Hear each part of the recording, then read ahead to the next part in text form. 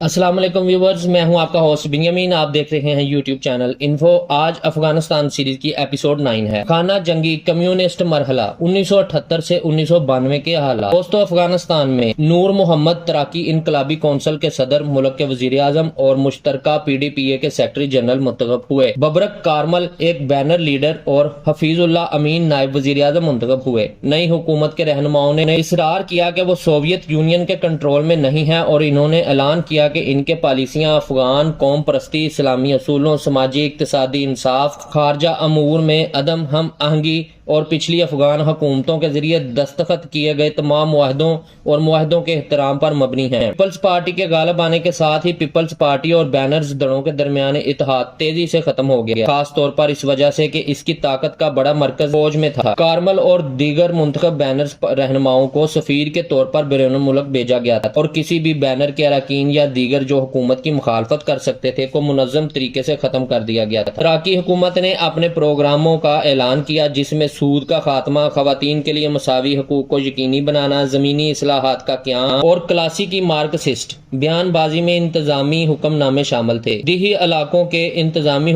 علاقوں کے لوگ جو سوویت وسطی ایشیا سے مارکسسٹ نشریات سے واقف تھے، یہ سمجھتے تھے کہ پیپلز پارٹی کمیونسٹ اور سوویت نواز ہے۔ اصطلاحی پروگراموں نے، جس سے بنیادی افغان ثقافتی نمونوں کو کمزور کرنے کا خطرہ تھا اور سیاسی جبر نے آبادی کے بڑے طبقوں کی مخالفت، لیکن 1978 کے موسم گرما کے آخر میں نورستان میں بغاوت تک بڑے پرتشدد رد عمل سامنے آئے۔ افغانستان کے تمام صوبے اور وقتاً فوقتاً ہونے والے دھماکوں نے کابل اور دوسرے بڑے شہروں کو ہلا کر رکھ دیا۔ 14 فروری 1979 کو امریکی سفیر وولف ڈبس کو قتل کر دیا گیا اور افغانستان کے لیے امریکی امداد کے خاتمے کی ضمانت دی گئی۔ حفیظ اللہ امین 28 مارچ کو وزیر اعظم بن گئے، حالانکہ تراکی نے انقلابی کونسل کے صدر اور PDPA کے سیکرٹری جنرل کے طور پر اپنے عہدوں کو برقرار رکھا۔ تاہم دیہی علاقوں میں بڑھتی ہوئی بغاوتیں جاری رہیں اور افغان فوج کا خاتمہ ہو گیا۔ امین حکومت نے مزید سوویت فوجی امداد مانگی اور حاصل کی۔ تارکی کو ستمبر کے وسط میں معزول کر دیا گیا اور امین کے حکم پر 3 ہفتے بعد قتل کر دیا گیا۔ ماسکو میں رچی گئی ایک سازش میں امین کو ہٹا دیا جانا تھا، زیادہ تر اس خیال میں کہ اس نے بغاوت کو ہوا دینے کی بڑی ذمہ داری قبول کی تھی، لیکن امین کو اس منصوبے کے بارے میں معلوم ہوا اور اس نے اپنے ممکنہ قاتلوں کو روک دیا۔ اس کے بعد امین نے اپنی حمایت کی اندرونی بنیاد کو وسیع کرنے کی کوشش کی اور ایک بار پھر افغان سیکیورٹی میں پاکستان اور امریکہ کو دلچسپی دینے کی کوشش کی۔ ان کی کوششوں کے باوجود 24 دسمبر 1979 کی رات سوویت یونین نے افغانستان پر حملہ کر دیا۔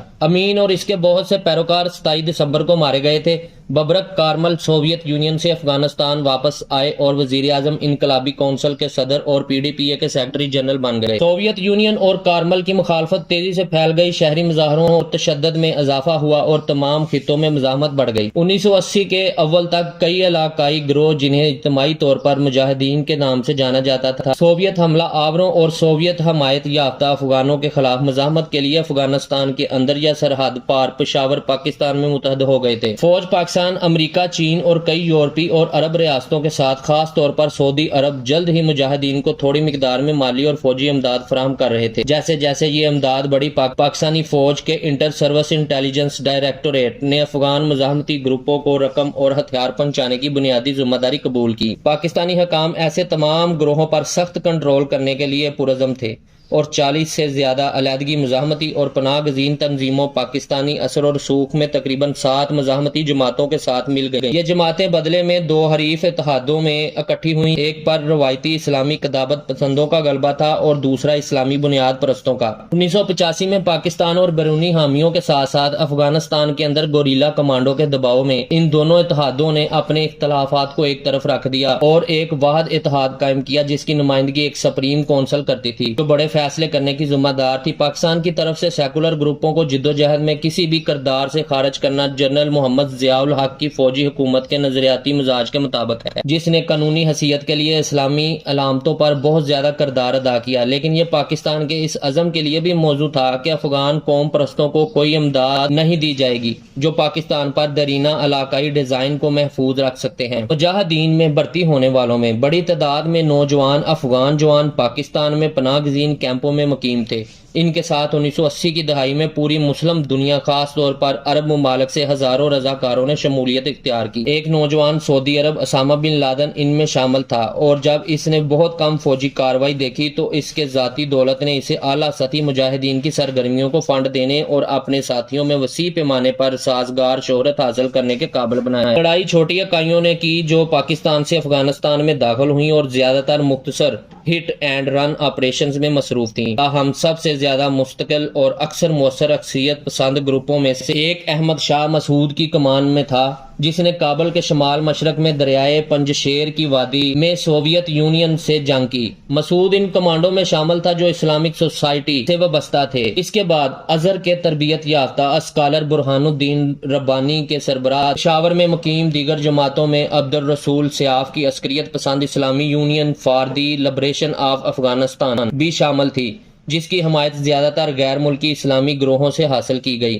اور 3 جماعتیں جن کی سربراہی روایتی مذہبی رہنما بشمول مجاہدین جماعتوں میں سب سے زیادہ عملی احمد گیلانی کی قیادت میں نیشنل اسلامک فرنٹ، لیکن ISI کی طرف سے سب سے زیادہ مادی حمایت حاصل کرنے والی جماعت گلبدین حکمت یار کی وفادار انتہا پسند اور شدت طور پر امریکہ مخالف اسلامی پارٹی۔ انہی جماعتوں کے پشاور کے محاذ سے علیحدگی ہزارہ کے درمیان ایک نسلی شیعہ مزاحمتی گروپ تھا جسے ایران کی بھرپور حمایت حاصل تھی۔ خود افغان جنگجوؤں کے علاوہ بہت کم لوگوں کو یقین تھا کہ سوویت یونین کے ساتھ فوجی تصادم میں مجاہدین غالب آ سکتے ہیں۔ اس تحریک کے مغربی اسپانسرز نے مزاحمتی کارروائیوں کو سوویت فوج کو دبانے اور ماسکو کو معاشی طور پر خون کھانے کے ایک موقع کے طور پر دیکھا۔ تاہم مجاہدین کو یقین تھا کہ وہ بالآخر اپنے ملک کو بیرونی حملہ آوروں سے آزاد کرائیں گے۔ سوویت فوج کی طرف سے ہیلی کاپٹر، گن شپ اور جیٹ بمباروں کے استعمال کے برسوں کی بدحالی کے بعد مجاہدین کے امکانات 1986 کے آخر تک بہت بہتر ہوئے، جب انہیں بیرونی دنیا سے خاص طور پر امریکہ برطانیہ سے زیادہ اور بہتر ہتھیار ملنا شروع ہوئے، اور چین پاکستان کے راستے ان میں سب سے اہم زمین سے فضا میں مار کرنے والے میزائل ہیں۔ سوویت اور افغان فضائیہ نے اس کے بعد کافی جانی نقصان اٹھانا شروع کیا۔ مئی 1986 میں خفیہ پولیس کے سابق سربراہ نجیب اللہ نے کارمل کی جگہ PDPA کا سیکرٹری جنرل مقرر کیا، اور نومبر میں کارمل کو ان کے تمام حکومتی اور پارٹی عہدوں سے فارغ کر دیا۔ پینرز اور پیپلز پارٹیوں میں رسا کشی جاری۔ دسمبر میں پولٹ بیورو کی طرف سے منظور شدہ قومی مفاہمتی مہم میں، جس میں جنوری 1987 میں شروع ہونے والی یک طرفہ 6 ماہ کی جنگ بندی شامل تھی، افغانستان کے اندر بہت کم رد عمل کا سامنا کرنا پڑا اور پاکستان میں مزاحمتی رہنماؤں نے اسے مسترد کر دیا۔ نومبر 1987 میں ایک نئے آئین نے ملک کا نام تبدیل کر کے دوبارہ جمہوریہ افغانستان رکھ دیا اور دیگر سیاسی جماعتوں کو حکومت میں حصہ لینے کی اجازت دی۔ نجیب اللہ صدر کے نئے مضبوط عہدے کے لیے منتخب ہوئے۔ سرکاری جنگ بندی کی تجدید کے باوجود سوویت یونین کی موجودگی کے خلاف افغان مزاحمت جاری رہی اور جنگ کے اثرات پڑوسی ممالک میں محسوس کیے گئے۔ پاکستان اور ایران میں افغان مہاجرین کی تعداد 50 لاکھ سے زیادہ تھی۔ افغان فوج کا مورال پست تھا۔ ڈرافٹس جلد از جلد موقع پر ہی چلے گئے اور افغان فوج 1978 میں اپنی 1,05,000 فوجیوں کی تعداد سے 1987 تک کم ہو کر